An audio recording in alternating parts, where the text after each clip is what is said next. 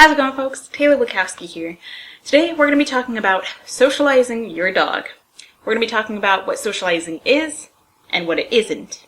And this can happen for any dog of any age, whether it's young, middle-aged, older, you just rescued them, you just adopted them, you're fostering them, whatever age. It's always important to start early on properly socializing your animal, but it also goes throughout the life of the animal. So you never want to stop keeping your dog social. And we'll talk about what is properly socializing for your animal and what isn't in just a moment. So if that sounds like something that you'd be interested in listening to, then get ready and let's get started. Okay, let's first talk about what socializing is. Socializing, at least in my opinion and my own definition, everybody has a different definition of it. My definition of socializing is getting your dog used to a number of different scenarios, environments, going for lots of outings. So it's not just limited to meeting a bunch of dogs and a bunch of people. To me, socializing is getting them used to different sights, sounds, smells, again, environments they're used to. They can go around cars. They can watch a bicycle go by, a truck, a garbage truck can go by, planes can go overhead, a drone can go by them, and they don't panic. They understand that it's nothing to be fearful of. You know, that's the point of socializing, at least as far as people think with dogs and people, is that they're friendly, they're not reactive, they're not fearful. So we prepare our dogs for that. And again, not just with dogs and people. Hence, all the different things that I've listed, including different types of substrate, walking on in mud, in puddles, in sand, in big water, walking on concrete, walking on grates, walking on plastic tile or carpet, all sorts of things that your dog can get used to. Different footing, uneven footing, something that kind of wobbles a little bit. You can get them used to seeing other dogs at a distance as well as up close, seeing those dogs run, seeing children run and play, seeing people do yoga, whatever it is. Take your dog to different environments. You can take him to the beach, to a cafe, to a dog park, inside stores, to the pharmacy. All of these are forms of socialization for your dog. So I always try to start any dog I would, whether it's a client's dog or my own, as though they were to go into service work or be a service animal or a therapy animal. Not to the degree where they would get you insulin, but to where they are prepared. I've taken the time to prepare them for anything and everything. We can walk by and a garbage can can fall over, and they might kind of be startled, but they won't spook at it and they won't be terrified of it because I prepared them for that. We can go by and there can be, a horse can run up behind us, or a donkey can be pulling a carriage next to us, and they're pretty much going to be okay with it. We could walk by and there could be a shopping cart that goes next to us, or someone in a wheelchair, someone on crutches. All of these are forms of socialization. You desensitize your dog to lots of different environments and stimulation in those environments so your dog is prepared and doesn't freak out. So that's my overall, umbrella term for socialization, is everything and anything you can think of to get your dog used to. Now, of course, all of that's going to take time. In the beginning, you want your dog to be used to different animals that you mainly come across on a daily activity. So dogs and people, for the most part, are what you first start with. But I don't limit it to those two. And socialization is for the life of the dog, just like training is. Much of training is for the life of the dog. It's just management. So let's talk about what socializing isn't. Now, contrary to popular belief, you might think I kind of have it backwards, but socialization is not meeting every dog you see or every person you see. A lot of outings, yes, but not getting to actually make contact with every dog they see. The reason why I don't think this is proper socialization is because we set our dog up with the false narrative that they will get to say hello to every single dog they see. Is that a bad thing? Is that a good thing? It really depends on your situation. But there will be some times that you cannot control it and your dog will not be able to go say hello to another dog. And if they've been conditioned over a period of time or years, they can become frustrated if they can't go say hello to this dog. That's where you get a lot of dogs that are leash reactive, barrier reactive, which can turn into more barrier aggression. It's just out of frustration. The dog feels, tethered or trapped, or they're in a car and they can't go say hello and they get frustrated. And that is all at the fault of a human for teaching them that every single time we make this habit, we made a pattern of behavior that every time they see a dog, they were able to go over and say hello and play with them. I find that to not be very realistic because there's times when you don't want your dog to go say hello. They can't say hello. The other dog does not want to say hello, just like with children. You're not going to force your kid to go say, I would hope not. You're not going to force your kid to go say hello to everybody, or you're not going to allow them to go say hello to every single stranger they see. It's just for safety, and it just teaches them that, hey, there's times you just can't do this. So if you want to socialize your dog, keep a few of these things in mind. So first off, you're going for a walk, you want your dog to meet another dog and say hello. That's fine and dandy. Always, always first, make sure to ask the human, may we say hello? May my dog say hello? If they say no thank you, not today, we're not friendly, whatever they want to say, or they just keep walking, then you have to be okay with rejection. It's perfectly fine for that dog to not want to say hello. That person and dog they're not a jerk, they're not rude, they're not mean. They just know their dog's limits and they just don't want to say hello to a strange dog. They don't know if another dog has had their shots, or if it's sick, or it has kennel cough or disease, or it's aggressive, or it's going to react poorly, whatever it is. If they say no, then accept it and move on, and then you can try making friends the next time. But always make sure you ask, may we say hello? If they say yes, terrific. Make sure that you walk up slowly. You don't want your dog to pull you to the other dog. That's rude. That's obnoxious and intimidating to the other dog. A lot of people may see what they see as a happy dog in their filter. I see it as an obnoxious dog, or I see it as dangerous behavior with a dog running up to another dog on leash. Remember, when dogs are on leash, they feel trapped, they feel confined, they can easily go into fight or flight. If they lose the ability to run, because they're tethered to us with a leash, they may go into fight mode. Doesn't mean they're mean or aggressive, it's just because they're restricted, and this other dog is running up to them, and they may see it as a lion or a bear. So just keep that in mind. When you walk up, you want your dog to be just as controlled as the other dog. If your dog is calm, they can go up and say hello. Now, while you're going up, watch the other dog's body language. This is tip number 3. You want to make sure that that dog is comfortable and consenting as well. Just because they're a dog does not mean consent, okay? So just because they're cute and fluffy does not mean that you get to go pet it, even if the owner says okay, and that your dog should go and say hello and play with them just because the owner says okay. Read the other dog's body language. If they're looking like they're nervous, they're laying down, that's a very nervous, tell.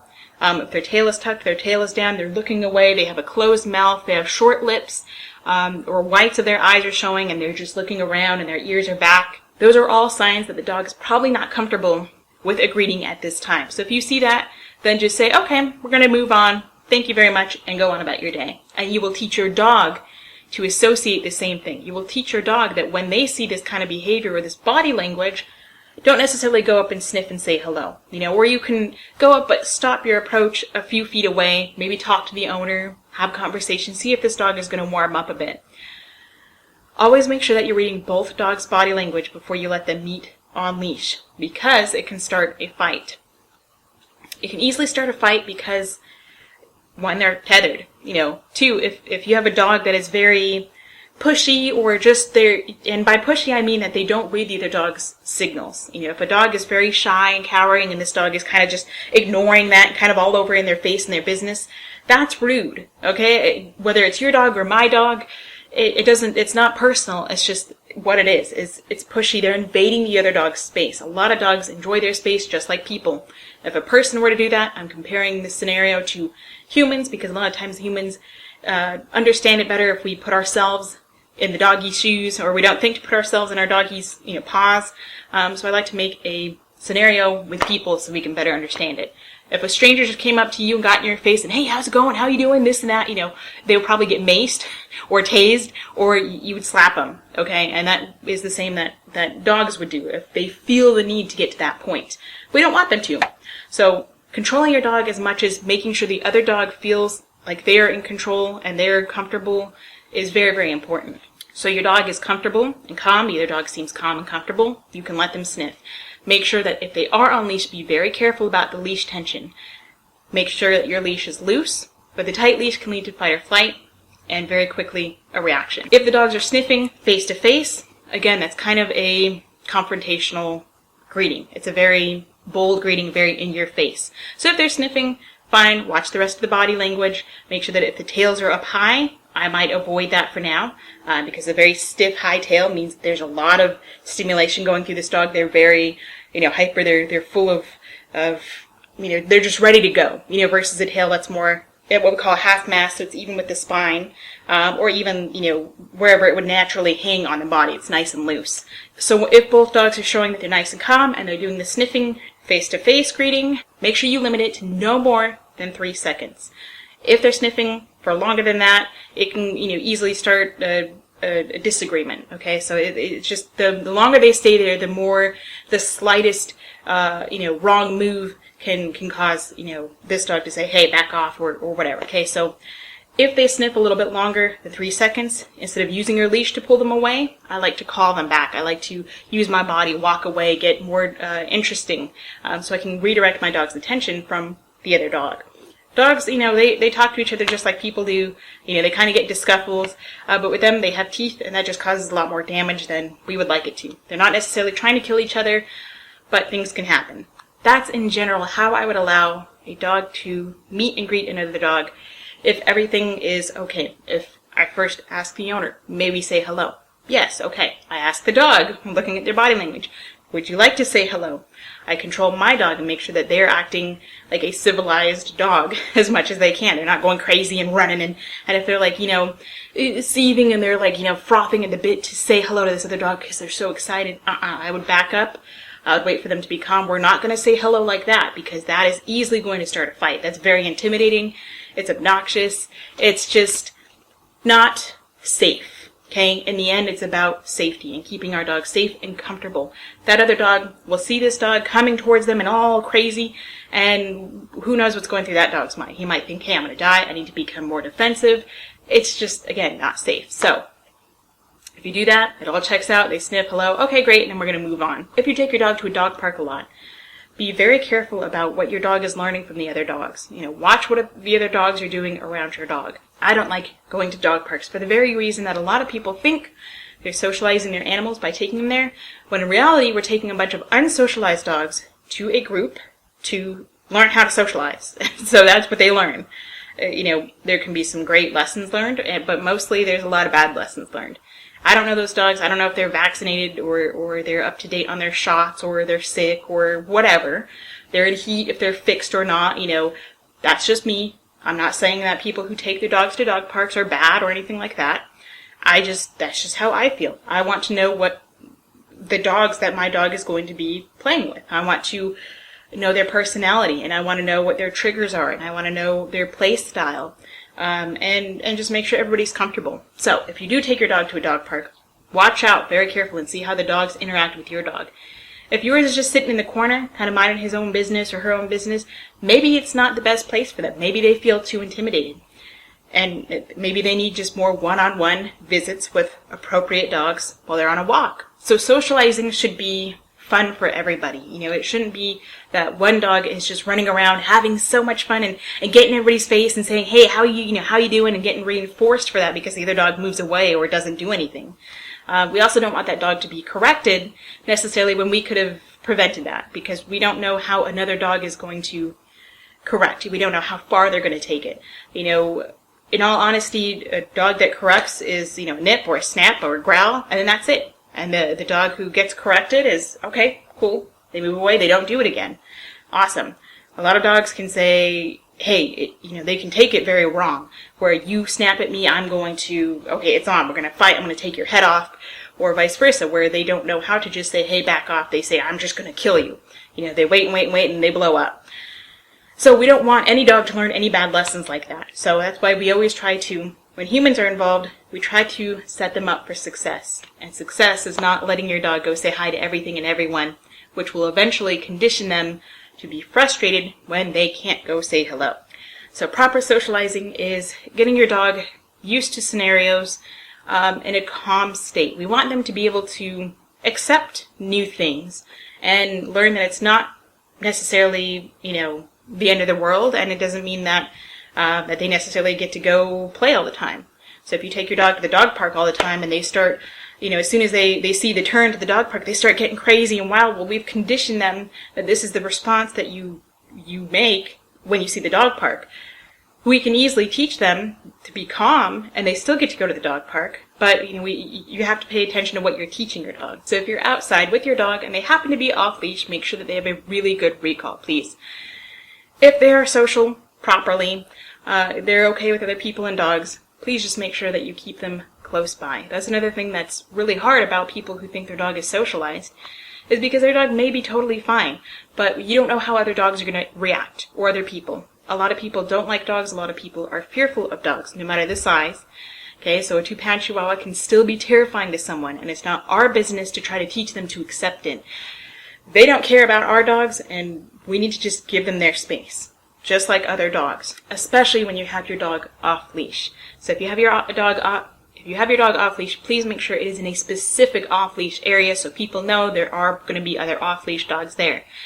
If you're just walking down your neighborhood or down a trail that doesn't have a specific sign posted, please keep them on leash and be respectful, or at the very least have a very good recall with your dog, okay, where they come back as soon as you call them and not because they're afraid to get in trouble. Just make sure you have a really good positive association with your dog. A lot of dogs on leash are more likely to be reactive with an off leash dog running up to them. My dog Adonis has been attacked several times by an off leash dog while he was on leash. We were walking, minding our own business in an area that was not supposed to be full of off-leash dogs, and every single time there's always been just one dog running around a blind corner with no humans in sight. It sees Adonis. They have been conditioned for however long that they can go say hello to every dog because nothing's stopping them.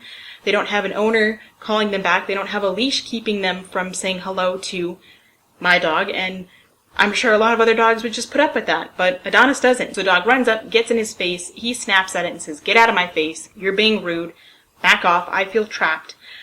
Which, they're just being dogs, by the way, okay? He's not being bad or mean, or the other dog isn't being bad or mean, they're just being a dog, which is why humans need to teach them how to be appropriate around others.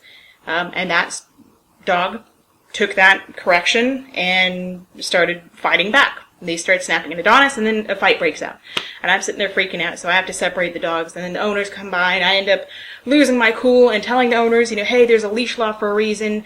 Your dog is not under control, because they try to claim their dog is under control, and it's a whole thing. Okay, so if you are going to have your dog off leash, please make sure you have good control of them. Otherwise, just have them on a leash.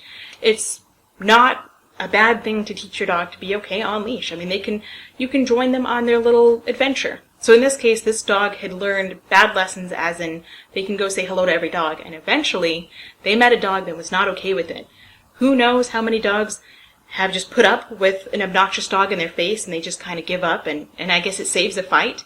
But this time Adonis says, you're not doing that. He taught that dog a good lesson. Don't run up to every dog. Unfortunately, the dogs are the ones that end up paying. I hope the humans took note of that, to learn that, hey, it's just not good to let your dog run up to strangers, okay? Keep that in mind. So, if you're not going to do it, or you wouldn't like it to happen to you, don't let your dog do it, and don't let your dog do it to other people. Please keep in mind how other people may feel, okay? Don't put your own beliefs onto everybody. Just be mindful and keep things civil. So it's a little bit personal, but that's why I want to teach you, is that it doesn't have to be a bad thing. I'm trying to save people and their dogs and make everybody comfortable and let people know that not every dog is going to like an enthusiastic greeting. So please be mindful and always ask first if it's okay for the dogs to meet, and then please check on the other dog's body language and make sure they are comfortable with the meeting, okay? Just because they're not growling or they're not shaking in fear doesn't mean they're necessarily comfortable with a greeting. So those are a few tips on how to properly socialize your dog.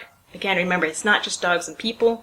Your dog does not need to say hello to every single being they see. In fact, it's actually just as healthy for them to learn that they can see something, but they don't get to go necessarily say hi, because then you're not going to condition them to be anxious and start having these anxieties and these fears and start panicking when they can't. They have that built-up frustration. So enough ranting for today. The main points you should take away from this are socializing is for all sorts of things. Environment, sights, sounds, smells, different scenarios, different flooring, pedals, all sorts of things, okay? Getting your dog used to those different touching of the body and other people coming around and all sorts of things is socializing, and it's for the life of the dog. Not just saying hello to other dogs and people. That's certainly fine too. But also keep in mind that not every dog is going to enjoy a howdy-do from yours. So always ask first and read the dog's body language. So thank you so much for watching. Thanks for listening. I hope it helps. I hope I can give you some helpful tips. Of course, feel free to give me any tips I might have missed, I may not have put out there. Of course, if there's anything specific you would like to see, feel free to let me know. If you liked the video, hit the like button. If you didn't like it, you can hit the dislike button. Let me know what you think of this video. And until next time, stay positive.